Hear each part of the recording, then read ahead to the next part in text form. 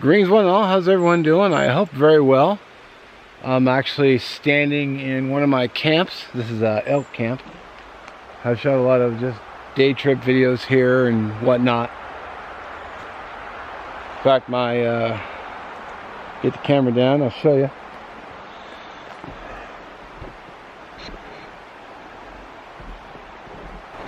That's where my old fire pit was, right where my backpack and food bag, food cooler. So I am going to be cooking lunch out here. So that was my fire pit. And it's been untouched since I last was here. At least it looks untouched. I got a tree that looks like it fell recently. I don't know if this year or last. I still got the fuel over here that I cut. I think the last time I tried to camp here, it started raining on me. And I had that military pup tent. Since I didn't have a tarp, and I was ill-equipped for, excuse me, rain, I ended up just bailing out of here. I just threw everything in the car and went home. So that was kind of a shame, but I could probably I still have plenty of fuel here. I could go out and do something here. In fact, I'm looking at a tree I actually cut just over there. You probably can't see that, but it's leaning over. You know, and all throughout here is just plethora of firewood. And the lean-to is actually to the right here, just through there. So I wanted to go out to the river and sit by the stream. So that's my ultimate destination. I just thought I'd just stop and answer the call, but I wanted to come and take a look. I came in from this way. So we'll head over to the lean-to and take a look, see how it's looking. It's probably looking still pretty shabby, but we'll go take a look. Yeah, she's seen better days. As memory serves, I think someone came up and cleared the top off, but that was about it. Of course, they used the fire pit, drank beer, left the cans. This wall got knocked over. I was standing where someone knocked it over. This one wall here, I actually tried to fix and put it back up. But then when I came out here the second time, I found the place to be, had been visited, and then they did this to the fire pit and then left stuff everywhere they never cleaned up. I'm tired of cleaning up after other people, man. Oh, I forgot to bring a trash bag today. Crap. I guess I'm in the car. I don't have any in my bag. So packing stuff out will be interesting. I'll just make do. Yep. So that's kind of the state she's in. Honestly, at this point, I'd almost just cut the wood up for firewood and just scratch the whole thing. We're not supposed to be building shelters out here anyway. If you do, it can't be up for more than 14 days. So this technically, well, I wouldn't even call it a lean-to anymore. It'd take a lot of work to get this thing back to its former glory. But then if people are going to come out here and trash it, like I said in that video, it's not worth it to me. I'd rather just come up and hang up a tarp and then just take the tarp out of here. So it's not a bad spot, but let's head over to the river. Well, it is really overgrown, really grown in here. There's well, right in there is where the fire pit is. Well, it was. It's that tree growing in its place, so I don't want to disturb the tree. There's all this big leafed plants here, which I'm not really sure what they are. I got a book at home, but it's at home.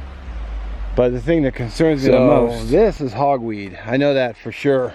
In fact, the limbs, well, the leaves look a little different. It's really hard to tell.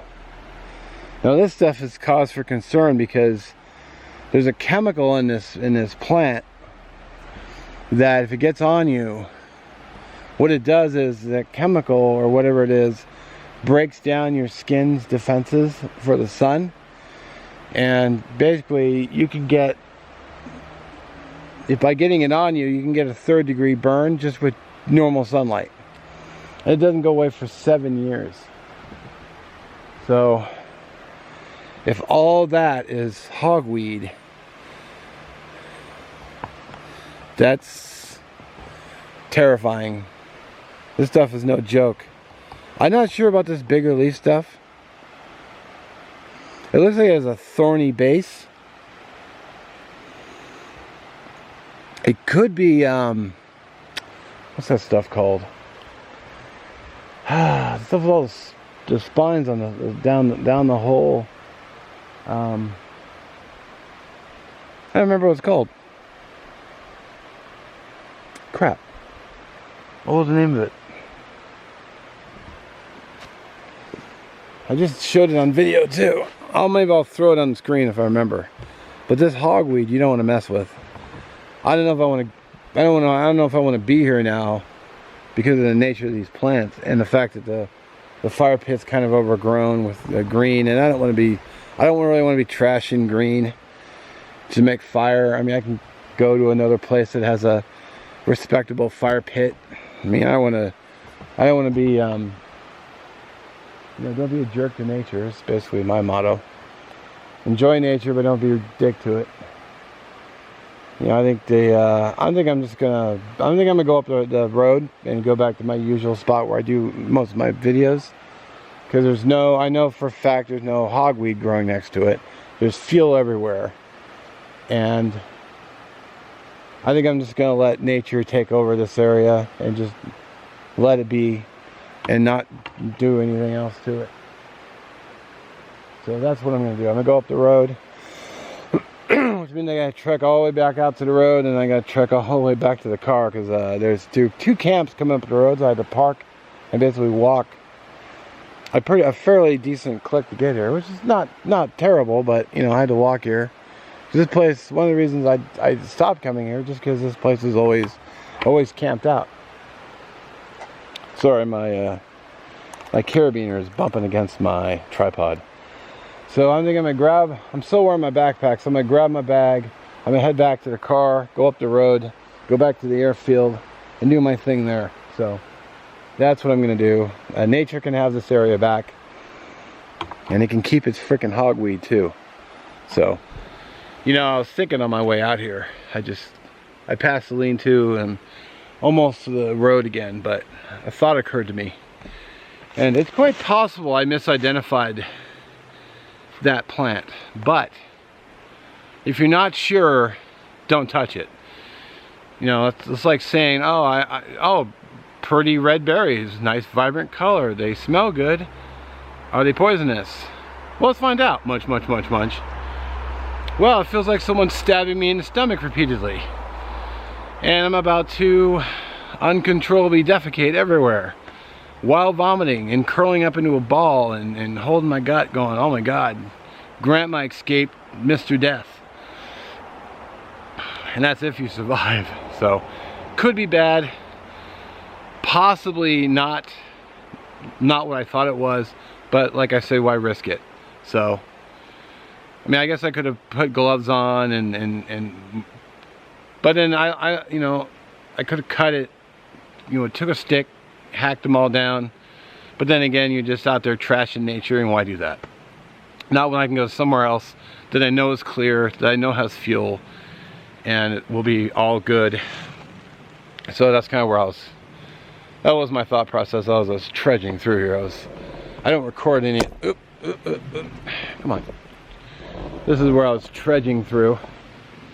Just, you know, I'm not setting any land speed records. I'm just making sure I don't trip and fall. I already got hurt once, so I don't want to trip and get hurt more. I'm going to be doing an arm shoulder update probably in this video, because this is kind of the intro to my day, but well, let's get my backside in gear because daylight's burning.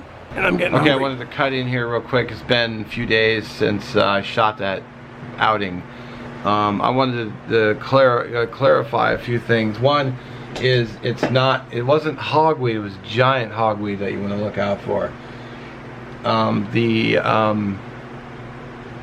The one that gets mistaken is a cow parsnip.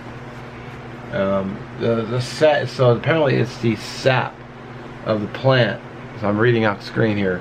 The sap can cause burns because the sap contains furocomarin, which breaks down the skin's ability to deflect the sun, or to prevents the filters in your skin from, it breaks down those layers, so you get burns.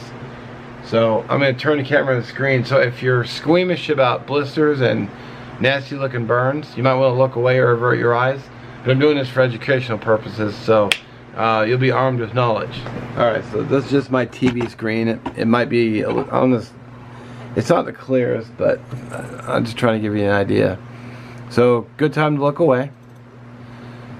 Of course, it has to open up on the other screen, but here's a picture of a kid's hand after he touched hogweed. So he's got these nasty blisters all over his hands, and this is what the plant looked like, which from the stem and the tops, it looked just like that, but I think the plant I was showing was in its juvenile stage. I forgot to look up when it blooms the most, but white top, green stem, and they get really tall, like over 9 feet. So here's another picture. The flowery tops, big blister on this hand, pretty gnarly. And then this is after the blister was removed, which, yikes. That's bad times right there. And then this is how tall they can get. This is a guy. To remove it, he wears a hazmat suit, but look how tall up they go. So yeah, giant hogweed, not to be trifled with. Alright, so I just wanted to thank you all for watching. I do appreciate all your views, your comments, your support over the years. It's been fantastic. Feeling it right here. As Dominic Minichetti says, sending out all much love and respect for the vast majority of you. Hell, maybe even all of you, even if we disagree, doesn't mean I don't like you. It just means that, we don't see eye to eye and everything, but that's what the spice of life is all about. We don't always have to agree, and you're welcome to comment and tell me so. I'll chat with you and say, yeah, well, let's talk about it. So, check the end cards for, I always try to put a related video in the end cards, something that goes with this video. So it could be the last video of whatever I was doing, so it's like backpack review or something. I could throw in like, hey, footage, but we'll see. Yeah, so anyway, have a good one. Catch you next one.